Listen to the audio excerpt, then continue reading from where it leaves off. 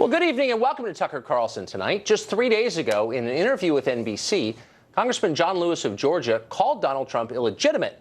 Then he followed up by saying he won't attend the inauguration. Well, Trump responded with a series of bellicose tweets. The cable networks went wall to wall with their coverage of all this, and the rest is history, of course, and you've been watching it. This is a fight Democrats started, and they seem to enjoy it so far. Republicans seem to enjoy it, too.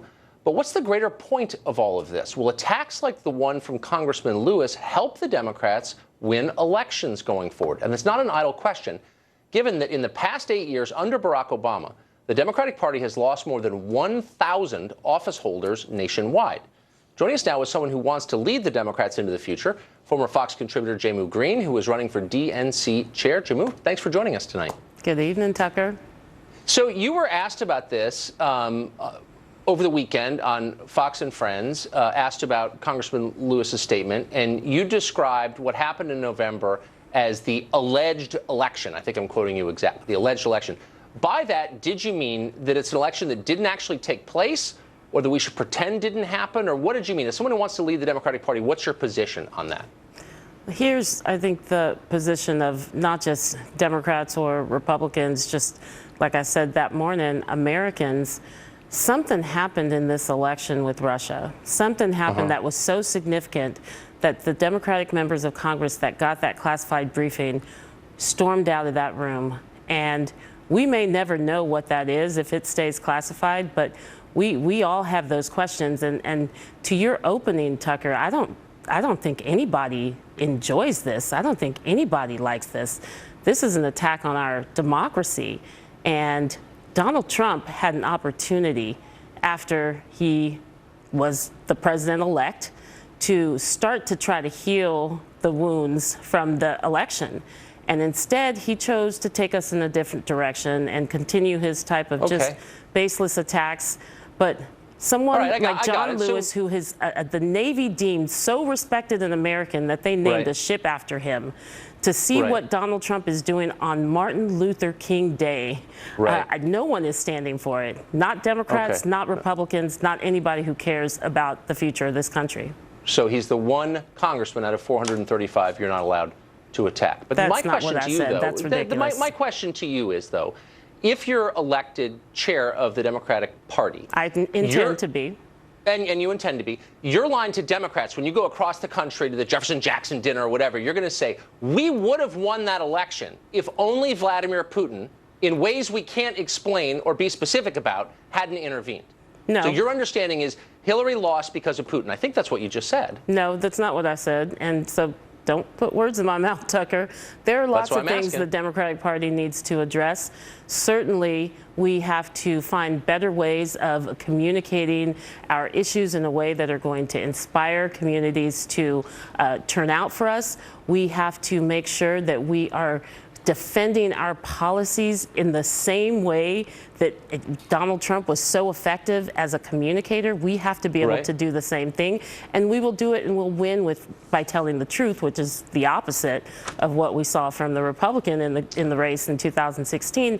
But we have a lot of work to be done. We have to bring young people in. We have to make sure that the infrastructure of the party has the resources that they need. This is not just a one-issue situation. And so I'm not going to play a game and simplify it with you, Tucker. I don't want you to simplify it. I want you to explain it because you're running for this. So the first thing you mentioned in that long litany was we need to get the communities out. Now, one community that did not come out for you is white voters.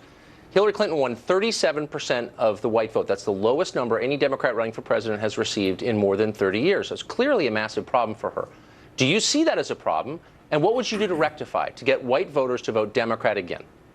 Well, I think that there were some strategic mistakes that were made as far as where we were going to communicate, what types of messages were going to be communicated. It's a campaign. I get it. I'm not going to, say that we need to throw the baby out with the bathwater. We need to make better decisions when it comes to how we tell the Democratic Party's story, and to make sure that whether you're a white working class voter or a low income African American voter or middle class working family, all of us, we are going to be harmed drastically harmed by Right. the policies that this administration is clearly intending to put in place. So and it is Simone, about communication, because Okay, it's they about beat us at communication. communication. That So we know.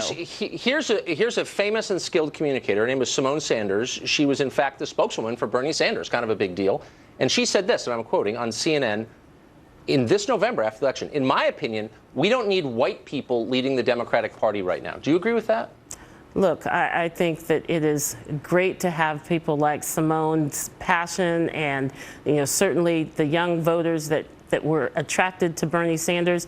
They are a part of the Democratic Party, and we need to find ways where everybody feels welcomed. I don't But wait a agree second. I'm with. sorry.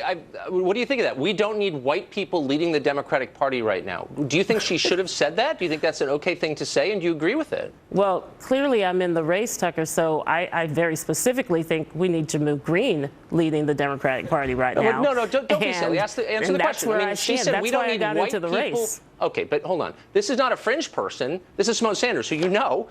We don't need white people leading the party. Now, I don't even need to play the thought experiment. What would happen if someone on the Republican side said we don't need black people leading the Republican Party? That would be bad, and I would denounce it. Will you denounce that? Is that okay that she said that? And do you agree with her?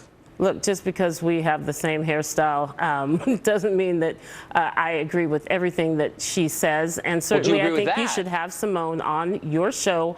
Ask her. What we need are people who understand the Democratic Party from inside out. I'm throwing like it up I really do. slow for you to hit. I'm asking I don't need you to talk do you slow think to it's me, Tucker? No, to throw it up slow, the pitch, so you can hit it.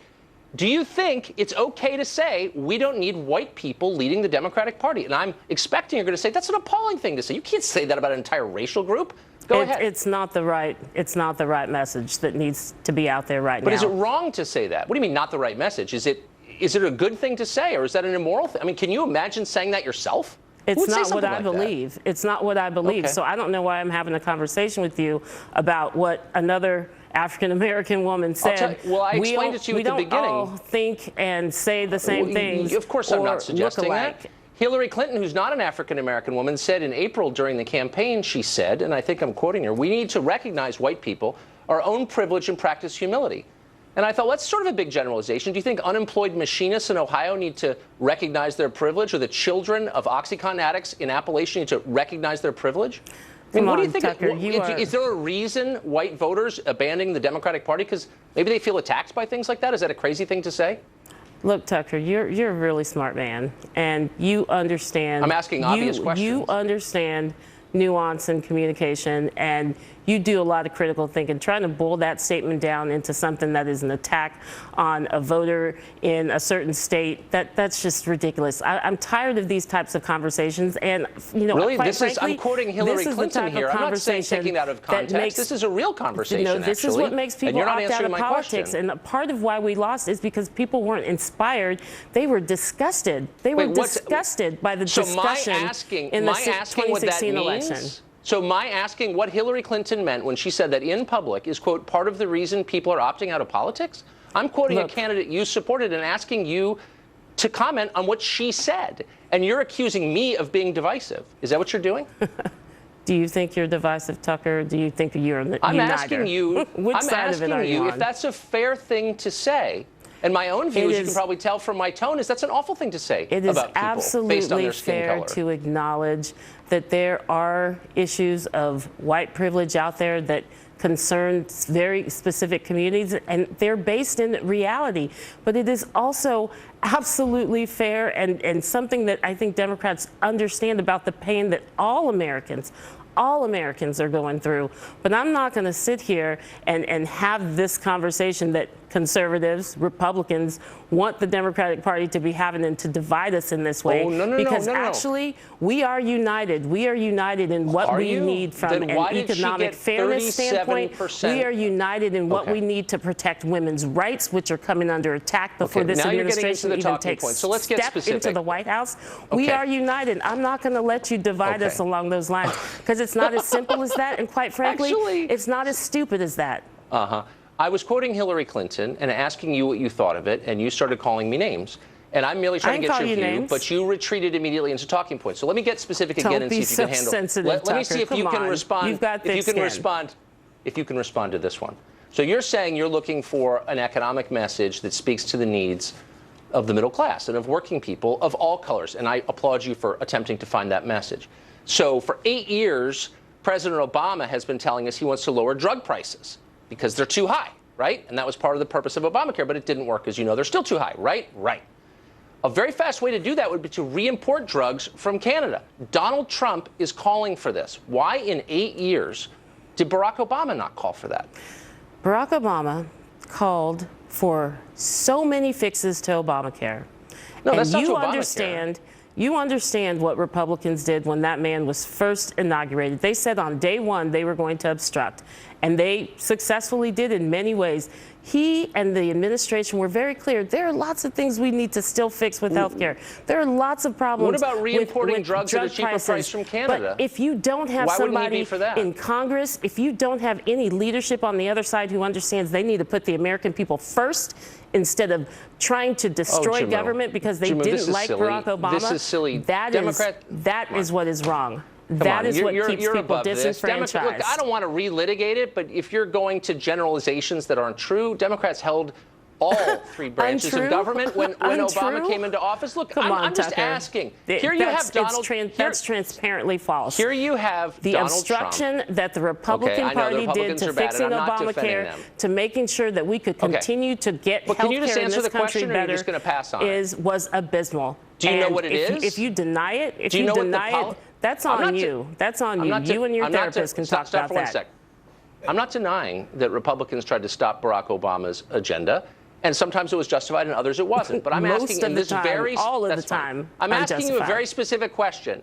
And I'm asking you, do you agree with Donald Trump's plan to re-import drugs at a lower price from Canada? American drugs have been sold in Canada at a lower price, bringing them back. The pharmaceutical companies are against it. Obama did not push for it. Trump is now pushing for it. What's your response to that? Are you for that or against it? Simple question. I haven't seen the exact plan you're talking about, so I'm not going to play this gotcha game. I'm not going to sit here and cheerlead somebody who is refusing to even celebrate Martin Luther King Day and understand that Why do you always bring it back to race? I'm asking you about economics. That's where this segment started, Tucker. You're the one who picked the topic. I didn't. I'm asking you about health care. I'm asking you about lowering drug prices. And Trump, look, I'm not endorsing everything Trump does. I'm just saying here he's doing something that overlaps with what Democrats have wanted to do for a long time, decades. And he's saying, yeah, let's do it. And I'm asking you, are you for it or not? Are you so partisan that you can't just say, yeah, I don't like Trump, but that's a good idea? But you can't. Can you? I am the last person that is going to cheerlead some small little one-off from Donald Trump, because I am looking at the bigger picture of what this man is about to do to this country and responding to the waves of people who are terrified, who are fearful, the women who are marching the day of the inauguration, and the men who are joining them because they understand we have to resist. We have to resist. All right, good luck with that. Thanks for joining us. Back at you, my friend. I appreciate it.